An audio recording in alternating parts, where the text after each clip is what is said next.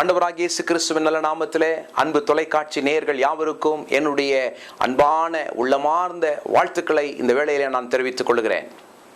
இதை கேட்டுக்கொண்டிருக்கிற உங்களுக்கு வேதாகமத்திலிருந்து ஒரு பகுதியை வாசித்து அதன் பிறகு அதை விளக்கி கூறி உங்களுக்காக ஜெபித்து உங்களை ஆசீர்வதிக்க நான் ஆசைப்படுகிறேன். வாசிக்க கேட்போமா? வேதாகமத்திலே ஆதியாகமம் 22ஆம் அதிகாரத்திலே நான் உங்களுக்கு 6ஆம் வசனத்திலிருந்து 8ஆம் வசனம் வரை வாசிக்கிறேன். ஆபிரகாம் தகன பலிக்கு கட்டைகளை எடுத்து தன் குமாரனாகிய ஈசாக்கின் மேல் வைத்து தன் கையிலே நெருப்பையும் கத்தியையும் எடுத்துக்கொண்டான். இருவரும் கூடி போனார்கள். அப்பொழுது ஈசாக்கு தன் தகப்பனாகிய ஆபிரகாமை நோக்கி, என் தகப்பனே என்றான்.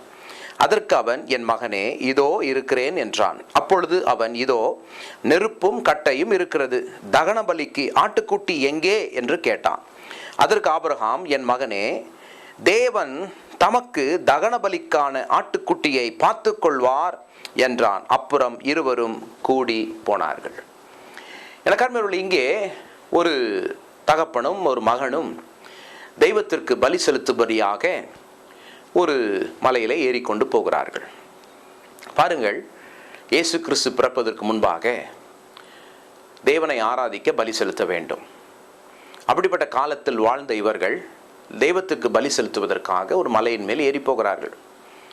போகும்போது அந்த பலி செலுத்துவதற்கு தேவையான கட்டை, நெருப்பு, கத்தி எல்லாம் இருக்கிறது. ஆனால் பலி பொருள் இல்லை. ஆகவே இதை யோசித்து மகன் தகப்பனை பார்த்து கேட்கிறான், அப்பா, எல்லாம் இருக்கு, பலிப்பொருள் இல்லையே என்று சொல்லி அவன் கேட்கிறான். அப்போது ஆபிரகாம் தன் மகனை பார்த்து, தகப்பன் தன் மகனை பார்த்து சொல்கிறான், மகனே, பயப்படாதே, கவலைப்படாதே. நம்முடைய குறையை, நமக்கு இல்லை என்று இருக்கிற குறையை தேவன் நிவர்த்தி செய்வார், அவர் பார்த்து கொள்வார். அப்பா, நம்பிக்கையோடு கூட வா என்று சொல்லி அவனை அழைத்து கொண்டு போனார். எனக்கு அருமையானவர்களே, இதை கேட்டுக்கொண்டிருக்கிற உங்களை பார்த்து நான் சொல்லுகிறேன், இன்றைக்கு பெரியவர்களாகிய நீங்கள், குடும்பத்தின் தலைவர்களாகிய நீங்கள், உங்கள் பிள்ளைகள் பல கேள்விகளை கேட்பார்கள். அப்பா, அவங்களுக்கு அது இருக்கு, நமக்கு இது இல்லையே என்றெல்லாம் கேள்விகளை கேட்கும்போது என்ன பதில் சொல்ல போகிறீர்கள்? உங்கள் பதில் உங்கள் பிள்ளைகளுக்கு இன்னும் கவலையை உண்டாக்க போகிறதா அல்லது நம்பிக்கையை உண்டாக்க போகிறதா? இதை கேட்டுக்கொண்டிருக்கிற உங்களை பார்த்து நான் சொல்லுகிறேன், எல்லாவற்றையும் ஆட்சி செய்கிற தெய்வம் உங்களுக்கு மேலிருந்து உங்களை ஆசீர்வதித்துக் கொண்டிருக்கிறார். அதை மனதில் வைத்துக் கொள்ளுங்கள். இந்த காலை வேளையில் வேலைகளை செய்ய, உங்கள் படிப்புக்காக, தொழில் வியாபாரத்துக்காக நீங்கள் புறப்பட்டு போகும்போது ஏதோ ஒரு அனாதையை போல உதவி இல்லாத ஒரு நிலையிலே நான் போகிறேன் என்று சொல்லி இருக்கக்கூடிய நினைவுகளை எடுத்து போடுங்கள். உங்களுக்கு ஒரு தேவன் உண்டு, உங்களுக்கு பரலோகத்திலே ஒரு தகப்பன் உண்டு, அவர் பார்த்துக் கொள்வார் என்கிற நம்பிக்கையோடு கூட போங்க. ஒரு சிலர் கவலைப்பட்டே தங்களுடைய ஜீவ காலத்தை குறைத்துக் கொள்கிறார்கள்.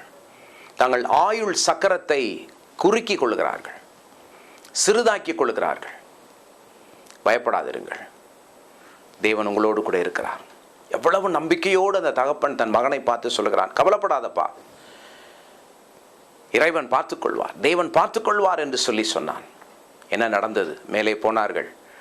அங்கே காரியங்கள் எல்லாம் நடந்த போது மெய்யாகவே அங்கே அவர்களுக்கு பலி பொருள் கிடைத்தது. பலி செலுத்திவிட்டு சந்தோஷமாக இறங்கி வந்தார்கள். இன்றைக்கு உன் வேலைக்கு நீ போகும்போது ஒரு சில காரியங்கள் உனக்கு இல்லாமல் இருக்கலாம். நீ படிக்க போகும்போது ஒரு சில காரியங்கள் உனக்கு இல்லாமல் இருக்கலாம். உன் சூழ்நிலையிலே, உன்னுடைய காரியங்களிலே குறைவுகள் இருக்கலாம். கவலைப்படாதிருங்கள், இறைவன் உங்களோடு கூட இருந்து உங்கள் குறைகளை எல்லாம் தீர்த்து போடுவார். நான் படிக்கிற காலத்தில் அதிகமான ஞாபக சக்தி எனக்கு இல்லாமல் இருந்தது. மற்ற மாணவர்கள் எல்லாம் படித்து அப்படியே பரீட்சையில் எழுதி நல்ல மதிப்பெண்கள் எழுதுவார்கள். நானோ படித்த காரியங்களை எல்லாம் மறந்து போவேன்.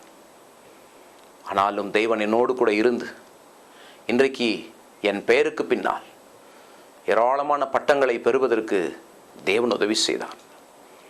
இன்றைக்கும் குறைகள் இருக்கிறது. அந்த குறைகளிலே தேவன்தாமே கூட இருந்து அந்த குறைகளை தீர்த்து நம்மை நடத்துகிறார். பயப்படாதிருங்கள், உங்கள் இருக்கிற குறைகள் உங்கள் வாழ்க்கையை தடை செய்யாது. காரணம், பரலோகத்தில் இருக்கிறவர் குறைகளை தீர்ப்பார். நம்பிக்கையோடு வேலைகளுக்கு போங்கள். தேவன் உங்களை ஆசீர்வதிப்பார். ஜெபிப்போம். நேசிக்கிற எங்கள் அன்பின் பரலோக பிதாவே, குறைகள் நிறைந்த எங்கள் வாழ்க்கையிலே நீரே அதையெல்லாம் நிவர்த்தி செய்து நிறைவை தருகிறீர் என்கிற நம்பிக்கையோடு கூட இந்த சிறு பிள்ளைகள், வாலி பிள்ளைகள், பெரியோர், முதியோராகி இவர்கள் யாவரையும் உடைய அன்பு கரத்தில் தருகிறேன். ஆசீர்வதியும், ஆசீர்வதியும். தேவைகளை சந்தித்து குறைகளை நீக்கி நிறைவுபடுத்தி சந்தோஷம், சமாதானம், செழிப்பு, நல்ல சுகத்தினால் இவர்களை நிரப்பும்படி இயேசு கிறிஸ்துவின் நாமத்தில் ஜெபித்து இவர்களை ஆசீர்வதிக்கிறேன். எங்கள் நல்ல பிதாவே. ஆமென். God bless you. Have a good day.